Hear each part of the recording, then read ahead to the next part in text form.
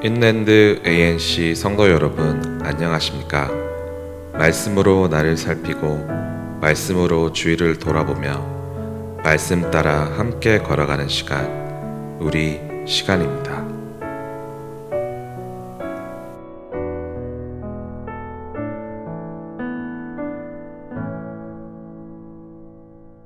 (12월 16일) 목요일입니다. 기도하고 또 말씀 보도록 하겠습니다. 하나님 아버지, 오늘도 욥기 말씀 앞에 나왔습니다. 엘리후의 그 변론을 묵상하고 있는데, 이 시기에 이런 우리 변론을 깊이 묵상하게 할 수 있게 해서 감사합니다. 하나님 아버지, 세상에 참 말들이 많습니다. 그러나 정말 하나님의 말이, 하나님의 말씀이 어떤 말인지 우리가 분간할 수 있는 귀를 열어 주시옵소서. 하나님께서 주시는 말씀으로 늘 우리의 삶에 그 등불이 되게 해주시고, 우리의 삶이 점점 더 넓어지고 깊어지는, 그리고 하나님의 눈으로 세상을 바라보고 하나님의 마음으로 사람들을 볼 수 있는 그런 우리가 될 수 있도록 늘 인도하여 주시옵소서. 오늘도 성령님께서 이 시간을 주장해 주실 줄 믿습니다. 감사드리며 예수 그리스도 이름으로 기도드립니다. 아멘. 오늘 말씀 보도록 하겠습니다. 욥기 35장 1절에서 16절, 생명의 삶, 12월 16일자 말씀입니다. 같이 읽겠습니다. 엘리후가 말을 이어 이르되, 그대는 이것을 합당하게 여기느냐? 그대는 그대의 의가 하나님께로부터 왔다는 말이냐? 그대는 그것이 내게 무슨 소용이 있으며 범죄하지 않는 것이 내게 무슨 유익이 있겠느냐고 묻지만은, 내가 그대와 및 그대와 함께 있는 그대의 친구들에게 대답하리라. 그대는 하늘을 우러러 보라. 그대보다 높이 뜬 구름을 바라보라.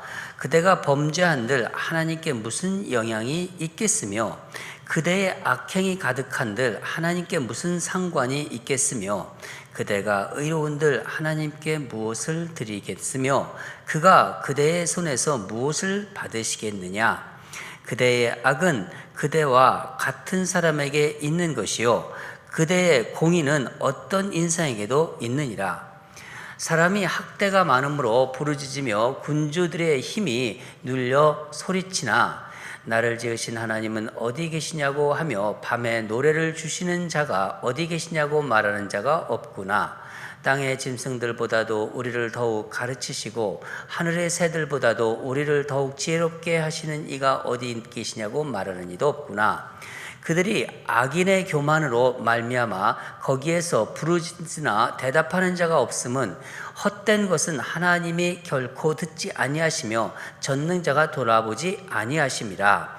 하물며 말하기를 하나님은 배울 수 없고 일의 판단하심은 그 앞에 있으니 나는 그를 기다릴 뿐이라 말하는 그대일까 보냐. 그러나 지금은 그가 진노하심으로 벌을 주지 아니하셨고 악행을 끝까지 살피지 아니하셨으므로 욥이 헛되이 입을 열어 지식 없는 말을 많이 하는구나. 아멘.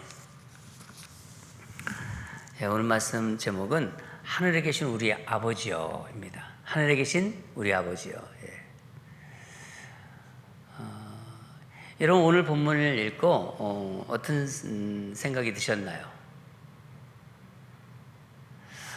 하나님을 믿는다는 사람의 그 말에 그 옳고 그름을 좀 떠나서 좀 인정머리가 없다는 생각 듣지 않으세요? 참 인정머리가 없구나. 어떻게 이런 말들을 하나.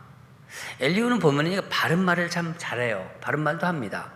그러나 그 말 속에는 뭔가 이렇게 좀 이렇게 따뜻한 말이 느껴지는 게 아니라, 따뜻한 온기가 느껴지는 게 아니라 사랑이 느껴지는 게 아니에요. 아주 차가움이 좀 느껴지지 않았습니까? 엘리후는 총 4번의 이제 변론을 하는데, 오늘 본문이 이제 3번째 변론입니다. 엘리후는 욥이 한 말을 이제 인용하면서 욥이 이제 한 말에 이제 대답하는 거예요. 변론하는 거죠.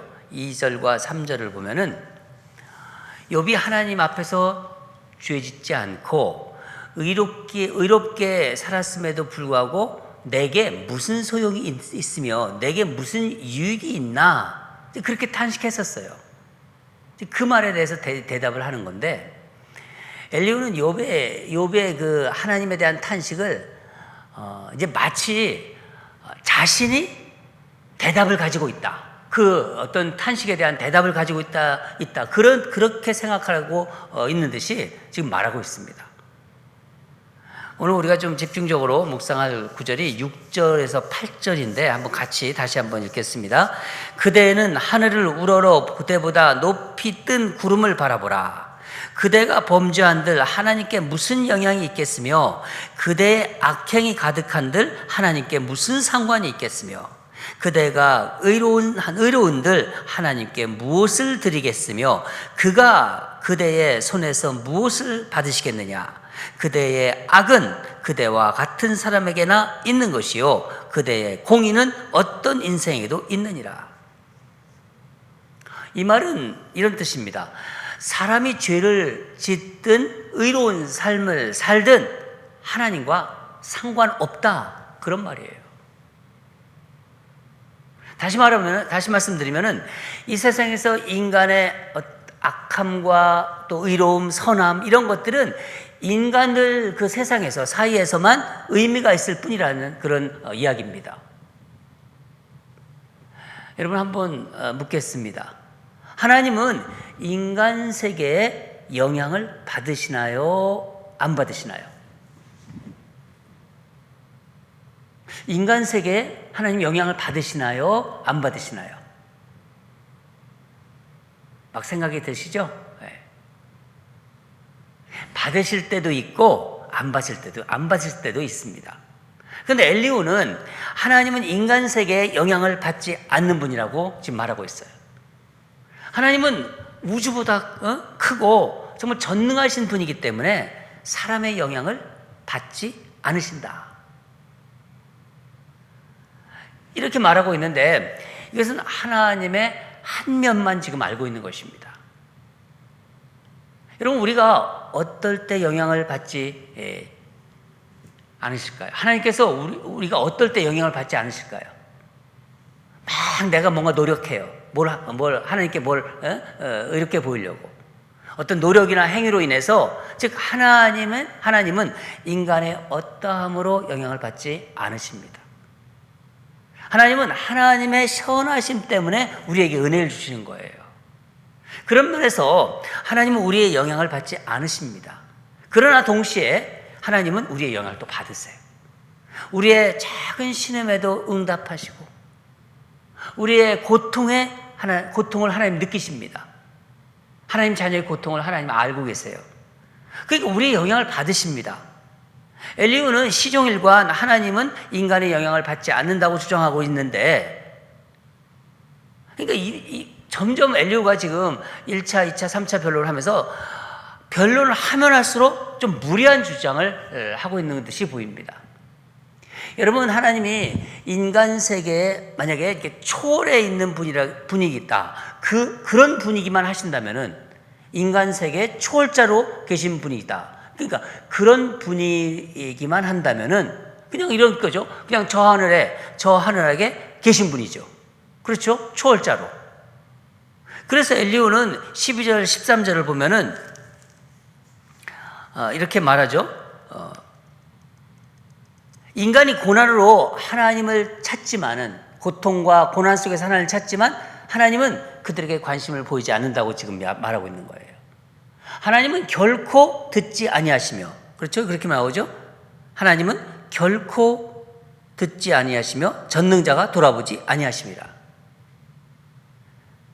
그래서 엘리후는 14절, 16절을 보면은, 14절에서 16절을 보면은 하나님을 간절히 찾고 만나기를 구하는 욥의 기도, 여기 수없이 기도했잖아요. 또 욥의 탄식, 욥의 항변, 다 그러니까 헛된 것이라는 거예요.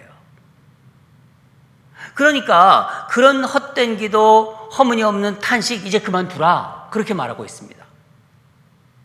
여러분, 엘리후의 주장대로 하나님이 세상에 영향을 받지 않는다면은 우리가 지금 기도하는 게 무슨 소용이 있겠어요? 아무 의미가 없는 거예요. 하나님은 인간의 영향을 받았다. 우리 세상의 어떤 그런 것에 영향을 받았다.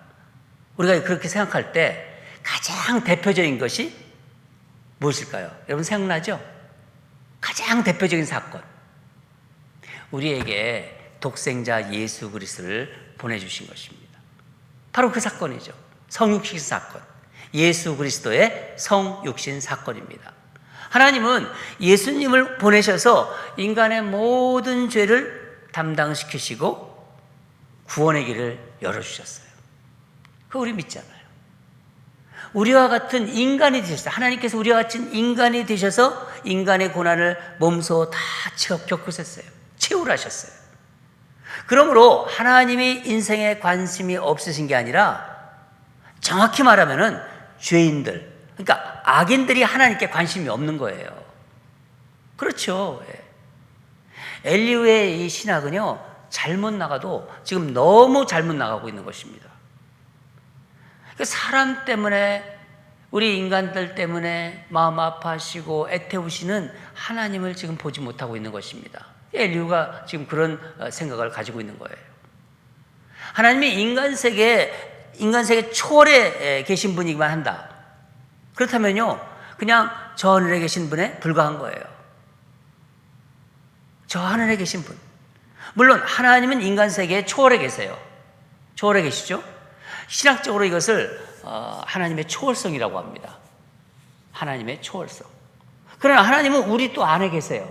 성령으로 우리 안에 계시잖아요. 하나님의 이걸 내재성이라고 합니다.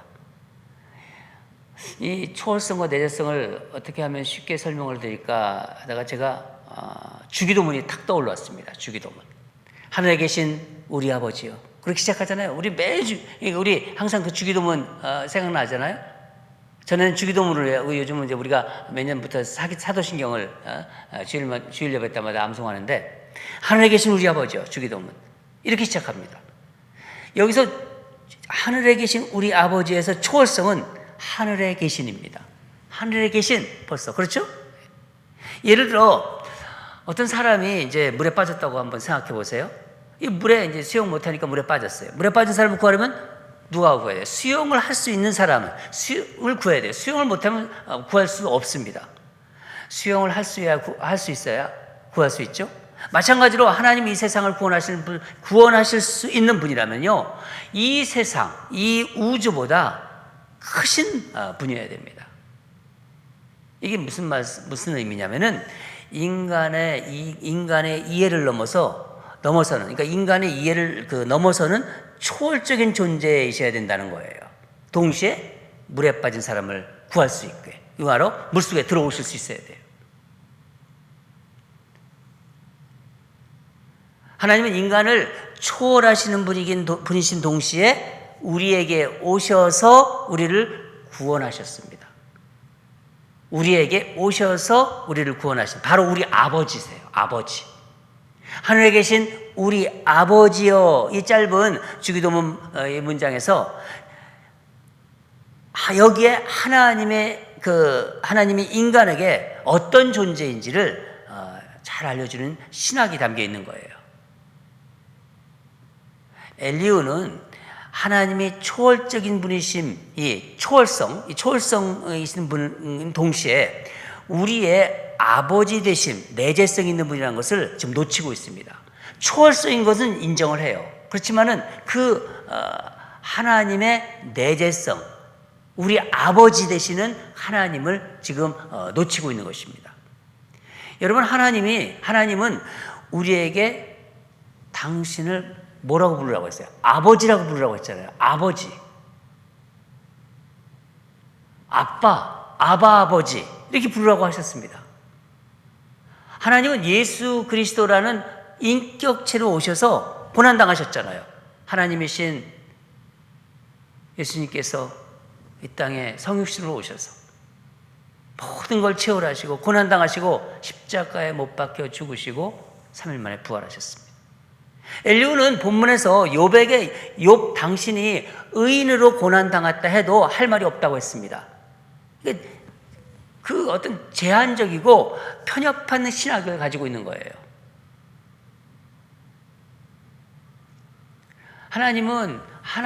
무한하신 하나님께서 인간에 대해서 내려오셔서 인간의 거기에 그 자신의 자유를 제한하셨어요.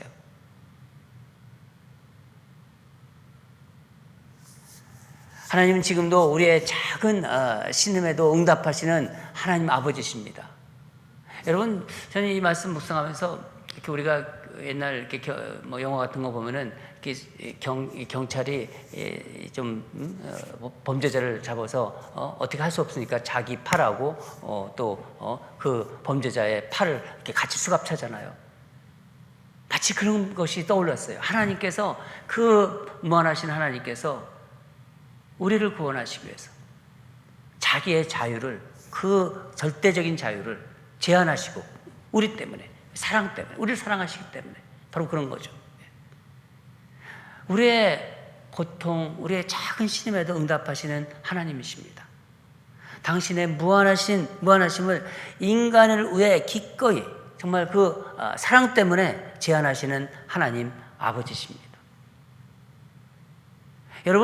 여러분에게 하나님은 정말 하늘에 계신 하나님, 우리가 그러잖아요. 하늘에 계신 하나님이 더 가까이 오시나요? 아니면 아버지 하나님? 아버지, 우리 그러잖아요. 그 아버지 하나님이 여러분에게 더 가까이 오시나요? 여러분, 우리가 신앙생활 할 때 이 두 가지를 항상 균형 있게 그것을 경험해야 돼요. 그걸 또 누려야 됩니다. 하늘에 계신 아버지, 하늘에 계신 하나님, 아버지 하나님, 우리 아버지, 이 두 가지가 우리에게 균형 있게 들어있어야 된다는 거예요. 욥과 욥의 친구들의 대화가 주는 유익이기도 합니다. 이 대화 속에서 바로 이런 우리가 생각을 할 수가 있죠. 그렇죠? 사랑하는 여러분, 우리 한번 다시 한번 정리해 봅시다. 나는 하나님을 어디까지 알고 있나? 내가 하나님을 믿고 있는데 그 하나님을 어디까지 알고 있나? 나에게 하나님은 멀리 계신 초월자로 계신가요? 항상 하나님 그러면 멀리만 계신가요? 초월자로? 아니면 나와 늘 함께 고난당하시는 우리 아버지신가요? 오늘 이 말씀을 우리 같아요. 성령님께서 생각해 봐라. 이게 우리에게 다 균형 있게 잡혀 있어야 돼요. 오늘도 하늘에 계신 우리 아버지를 목도하고 또 동행하는 하늘에 계신 우리 아버지를 정말 이렇게 함께하고 동행하는 그런 하루가 되시기를 간절히 바랍니다. 다 같이 기도하겠습니다. 하나님 감사합니다. 오늘은 이 엘리후의 잘못된 신학,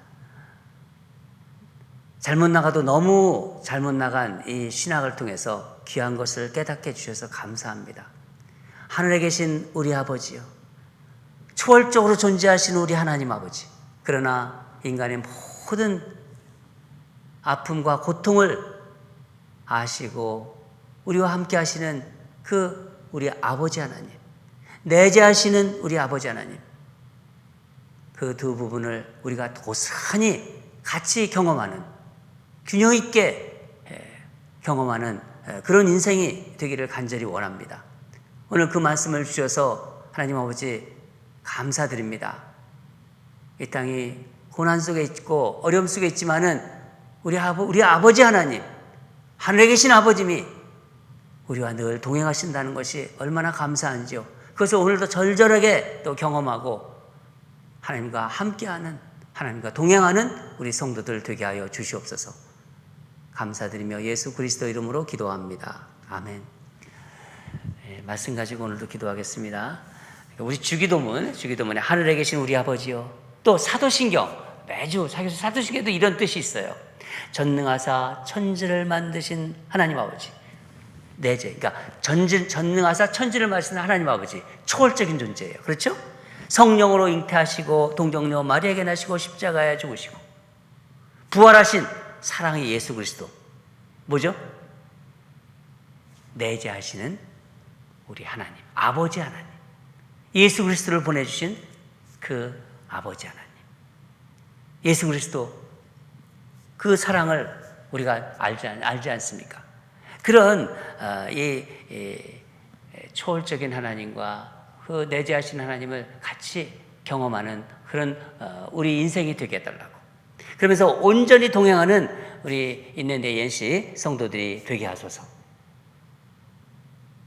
얼마나 우리 하나님의 그 놀라우신 사랑이 느껴집니까? 우리 그 마음을 가지고 다 같이 기도하겠습니다. 다 같이 기도하겠습니다.